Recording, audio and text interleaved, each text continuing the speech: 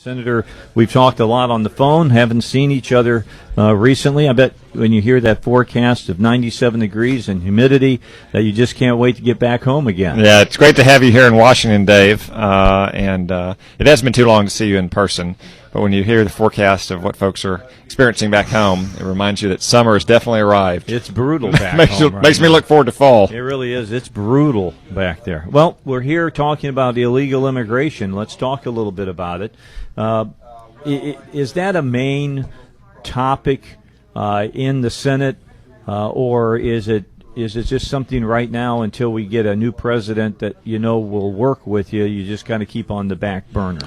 Well, unfortunately, Dave, it's a critical priority for our country to get control of our border and our immigration system, but this president has shown no willingness to try to do so. In fact, he did the opposite. Just a couple years ago, he issued unlawful executive orders that would have legalized millions of illegal immigrants without taking any steps to secure the border or enforce our visa system, thereby creating a magnet for more illegal immigration without doing anything to stop future illegal immigration. In that case, as you know, is pending at the Supreme Court this very moment. Yep, it's going to be heard this session, so we'll see what happens when there's 8 Supreme Court justices. My best hope is that it'll be a 4-4 split, goes back to the other courts, and by the time they can get it sorted out. Fortunately, the lower court, the Court of Appeals that covers Texas, which is the main party to that lawsuit, ruled against the president. So if the Supreme Court divides 4-4, then that ruling to stay the president's orders will remain in place the remainder of the Obama administration.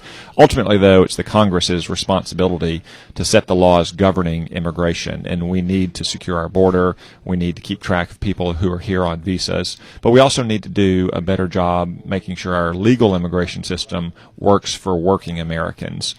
There's no quote-unquote right level of immigration.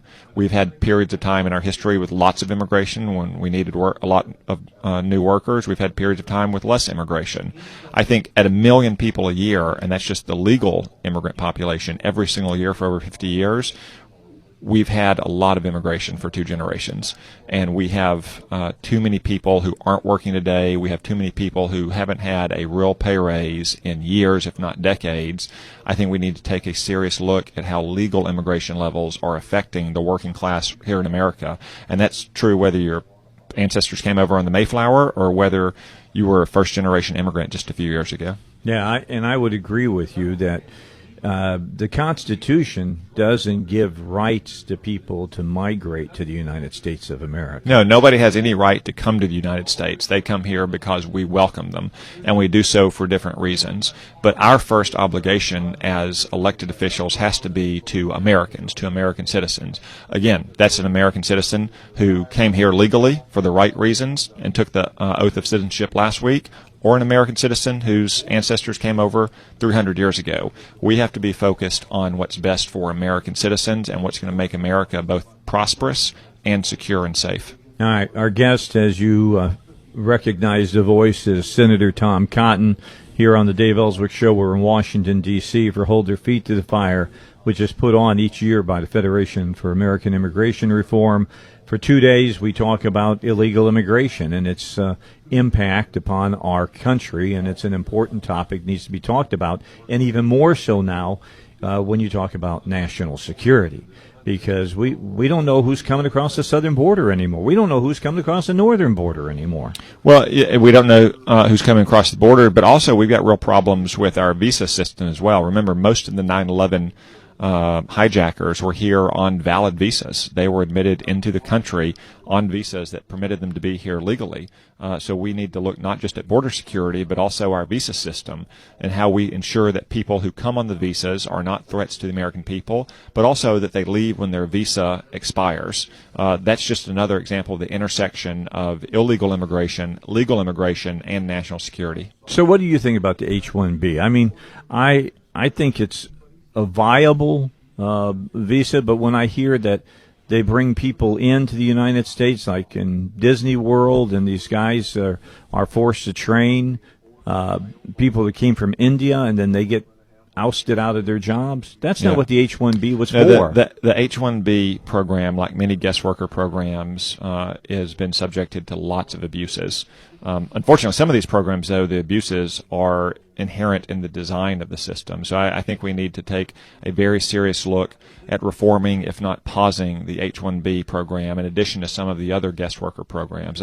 I have to confess, I'm not a big fan of guest worker programs. There may be some role for them, but rather than have people come to our country just to work for a certain period each year or come year after year, I would prefer to have people who come to America who want to be citizens. We're all workers, but we're also citizens, and I would like to see people welcome to this country who want to take on the full responsibilities and the full rights of American citizenship. I think that should always be the top priority in our legal immigration system. I have a hard time believing that there's not Americans that can fill the jobs. Well, you often hear about jobs that Americans won't do a certain job. My response to that is always at current wages. You know, there may not be many Americans who want to do some backbreaking labor in agricultural fields, for instance, if they're not being paid a decent wage. If we paid them better wages, then there'd probably be a lot more Americans who would do those jobs. Or perhaps if we cut back on programs that the government puts into effect that doesn't make them want to go out and do the job. Yeah, that's another aspect of the Obama administration's war on the working class, is that they've gutted a lot of the welfare reforms that were implemented 20 years ago and made those programs much more prone to abuse. I've introduced legislation recently that would try to reform a small element of the Social Security disability program to make sure people get back to work. Just 30 years ago, about 6% of everyone who got disability ultimately went back to work. Today, it's less than 0.5%. That's very expensive for the taxpayer. It's also not very good for the people who could go back to work. It's better to be working and to receive a paycheck and have the dignity and self-respect of a job than it is to be on the government dole. All right, well, let's talk a little bit about national security and the people that are coming to our country. We're not doing a lot of things that we need to do about keeping them vetted and things of that nature. Brennan said that coming from Syria, 100,000 Syrians coming over by the president, 15 to 17% are probably jihadists. You were just over, you said, in Serbia, and you saw how they're faking all the passports. I've spoken, and stuff. with the president of Macedonia, the president of Serbia, small Balkan countries through which many of these migrants passed, and they told stories of document forgery, not just driver's license, but passports, even diplomas from universities in Syria that would suggest that these migrants were ready to work in Europe, which they're really not. The main problem that we have is that there's really no effective way to do background checks. It's not like the United States where you have very thorough birth records, medical records, educational records.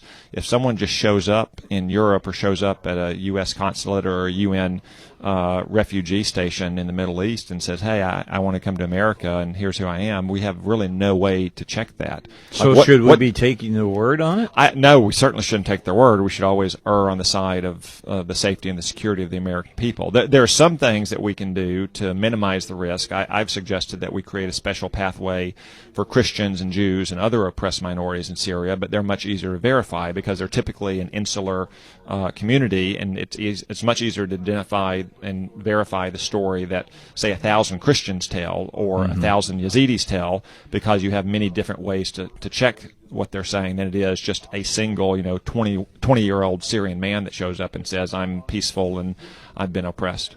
Okay. I mean, my heart goes out to them, but ultimately we've got to be responsible for the safety and the security of the American people. All right, I know you have to run. I was told by your. They're waving us down behind me here. I'm watching. Right. She's on the phone saying he'll be leaving in just a second. So my last question. I told you I was going to ask you for my last question. Your name has been in the news several times about Donald Trump having a short list for VP, and that you're on it. I think that anybody who puts my name on that list probably isn't talking to me or talking to Donald Trump, because I have no reason to think that'll happen. I've been very focused on my work in the Senate and serving Arkansas, and also making sure that we hold the Senate majority, working for my colleagues in the Senate all around the country. And that's not looking bad now. I'm seeing some good things happening. We got a lot of tough races, but we got a lot of tough senators as well, and I think they're prepared to win. Glad that Rubio's back in the race. I'm glad that all of the senators who were elected in 2010, which is a great class, are going to be running again this year. Rubio instead of Grayson. I think I can handle that. Yeah. All right. Thanks, Dave. Senator, thanks Appreciate a lot. it. We'll talk to you later again.